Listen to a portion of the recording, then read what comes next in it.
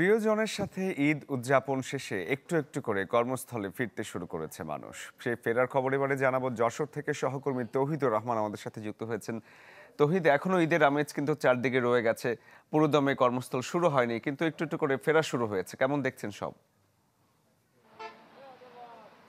শরীফ, আসলে এবারের ঈদে যে টানা 6 দিনের ছুটি, সেটা নারীর টানে বাড়ি ফেরা মানুষের জন্য যে আশীর্বাদ হিসেবে দেখা দিয়েছে, সেটাই বাস স্ট্যান্ডে আসলেও কিন্তু তার প্রমাণ মিলছে।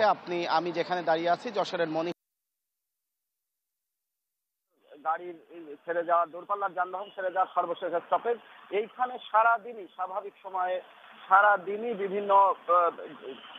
বিভিন্ন সময়ে এখানে জ্যামের কারণে জ্যাম লেগে থাকে দূরপাল্লার গাড়ির কারণে, কিন্তু আজকে আপনি দেখতে পাচ্ছেন যে সেই ধরনের কোনো ভিড়ই নাই, বরং একটা দুইটা করে গাড়ি আসছে এবং ঢাকা বা বিভিন্ন দূরপাল্লার উদ্দেশ্যে ছেড়ে যাচ্ছে। এখানে যে দূরপাল্লার